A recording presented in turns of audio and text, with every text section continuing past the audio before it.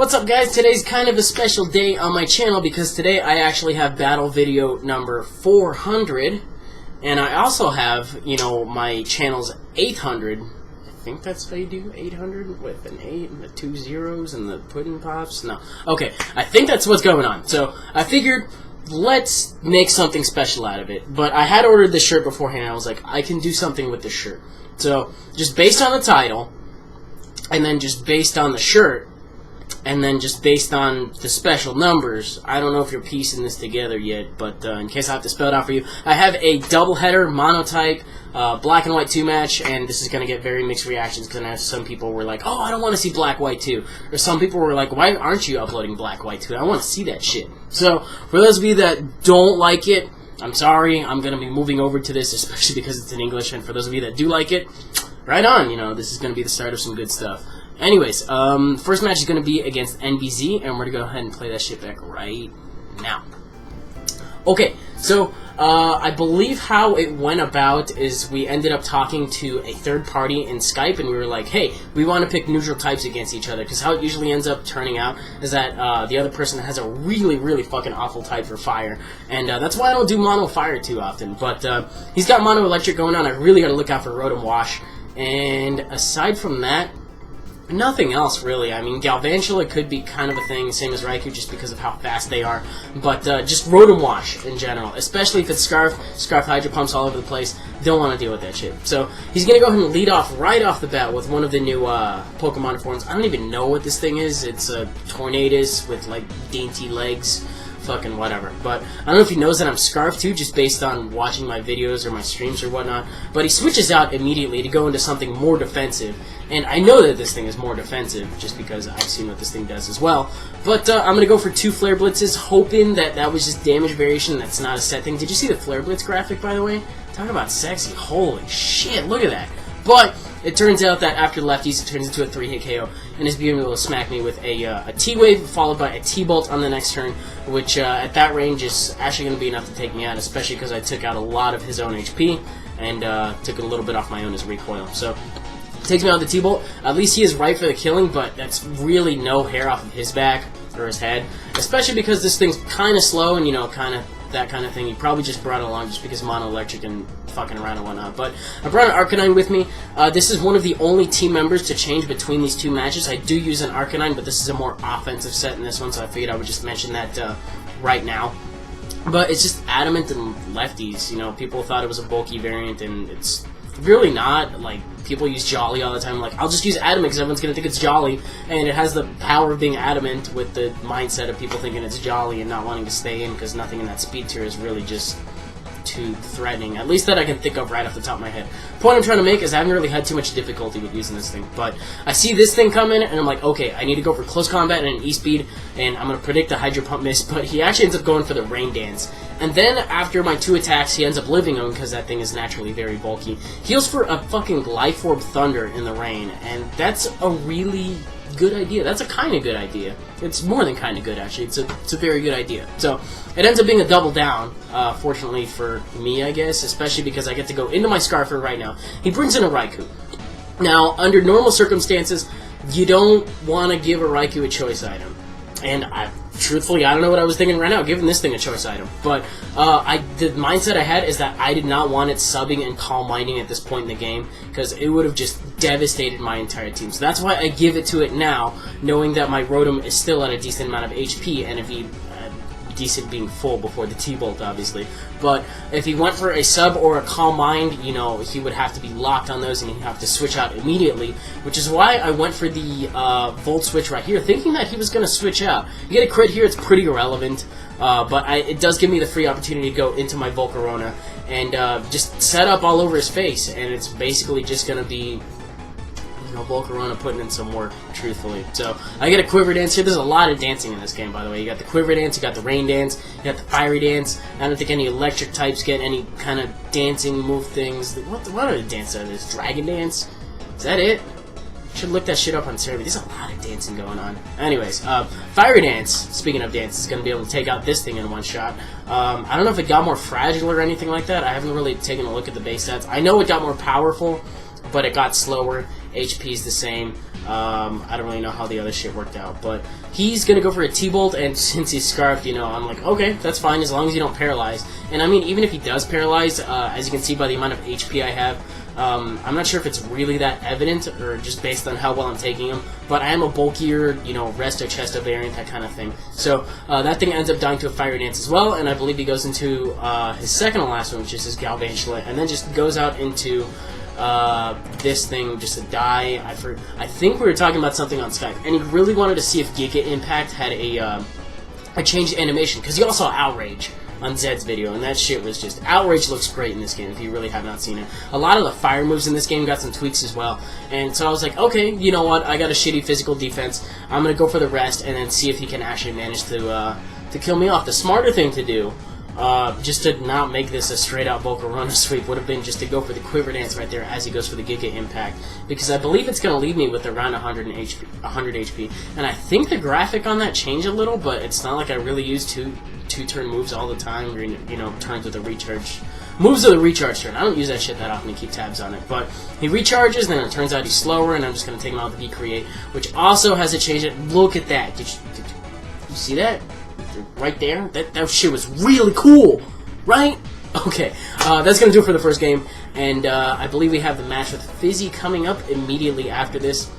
This is the second of 2 games that I had with Zed. The first one really sucked. Like, he got some really bad hacks, and I was like, okay, you know what, this is so bad, we're going to have a second one. And then the second one just... Volcarona shat all over him, and then, you know, you guys know how that goes, but I believe the screen's going to change in a little bit to show off what Fizzy brought. Fizzy's actually using Super Blah 411, also known as Nick Sapphire, so that's why it's going to say Nick, but Fizzy does play a little bit of Black and White too, and he was like, hey, yeah, you know what, I want to do a monotype, and I mentioned the idea to him in passing, so we kind of got that going on. Now, the thing I'm really scared about is 5 out of 6 of these things have very common potential to go for Stone Edge, and, you know, some of them carry Earthquake too. And then the last one is just a fucking Keldeo. Like, I didn't even have to mention Stone Edge on that thing since it's a water type. And then on top of that, Infernape has Stealth Rock potential, and I'm really hoping he didn't bring it. But I don't think I actually end up setting... Do I set up Stealth Rocks in this game? I don't even know. But thing is that he's got all the Musketeers, which is the first time I've ever actually seen them all used together in one team, kind of like he just went to go do the event, and then just came back on Wi-Fi, and then just brought 2 more fighting types. That could have been a thing. But he is going to go ahead and lead off with the Infernape, and I was like, oh god, if he's going to go for like Fake Out and Stealth Rocks, then I'm going to be really upset, because Volcarona doesn't like that shit, this thing doesn't like that shit, Victini doesn't like it, like, nearly everything on my team, like, hates Stealth Rocks. Oh, and then this is worth mentioning right now that this is the Morning Sunset on Arcanine that was pretty popular back in 4th gen. Not so much in 5th gen, just because of all the weather and lower tiers and stuff. And I don't really see it used that often, and to be really honest, after how much I took for that close combat, which is like less than 25%, I don't understand why. That close combat only did like 20% after an Intimidate, and that's Stab. I don't know how much offensive investment he had, but I was really, like, genuinely impressed by that. But I believe I went for a Will-O-Wisp right there, actually predicting a switch out to something else, thinking that he wouldn't really do anything else, but he goes for close combat just to test the water, so kind of a cool thing there. And then I burn a Heracross, which is not really a boat you want to be in. But he's going to go for a Guts boosted close combat, and look at this, guys, like, he's not even intimidated or anything, and I still take that really fucking well. On top of that, I have Flamethrower instead of Flare Blitz, so I won't be taking any recoil off of this attack, and I'll actually be able to take him out thanks to the lower defense, and I'm pretty sure just a super effective Flamethrower off an Arcanine would probably do the job anyway, and then if not, then the burn would have taken him out at the end of the turn. So because he failed to kill me off, I kill him off immediately. But he's going to go into this Infernape, figure this thing is ripe for the picking with as low of HP as it has, and then just look at how much the Fake Out does. Like, that's 1/16 almost of my HP. And then he's going to go for close combat right now. Based on how much it did earlier, I'm like, I could probably live this. I don't know. But I live it with 3. I don't know how mean the damage variation was to him. But I'm going to recover all the way back up to full, guys. And then with the lower special defense he has, I'm not afraid to go for Flamethrower at this point and try taking him out. But if he goes to Terrakion at any point during this entire game, or during this little shebang that I'm working on. I don't know how it's going to work out. Terrakion or Keldeo are probably the things I'm worried about. And he goes into Keldeo, so I'm like, okay, fuck. After a Morning Sun back all the way up to full, I'm going to be good, but I'm going to take 25% from rocks upon coming in. You know, Arcanine did a damn good job. You know, took out Heracross, which was Guts boosted, by the way. That shit was scary. Infernape left a pretty decent chunk in it, I guess. Or, I don't even know where that damage came from on Infernape. I just forgot it like 30 seconds ago. Whatever. But I go into my Heatran as Death Fodder. Now, I do this because he's brought Mono Fighting. And, like, he has type advantage on both of these things, and then I completely remember. I thought, okay, maybe I can take a Hydro Pump, or if he misses one and he goes for another one, maybe I can live it, go for the Stealth Rocks, that kind of thing. But Secret Sword is that attack that's special that hits on your physical defense. So, his special attack on my physical defense, on a special defensive Heatran. That shit didn't work out. That shit did not work out at all. But he's going to switch out after seeing my Rotom because it's more than likely Scarf, just based on the way I brought it in. And it is, in fact, Scarf. So he's going to send in his Infernape as Death Fodder. And I show him right now that I do run Dual Stab. I have Volt Switch and... I was going to say Volt Switch and U-Turn. That shit's not Dual Stab. I have Volt Bolt, which is Volt Switch and Thunderbolt. So that's kind of cool. I think I ended up Volt Switching on the turn. I was busy looking at the camera, so I should really be right there. I should pay more attention to that shit. But he reveals on this turn, as well as missing a Focus Blast, that he's special.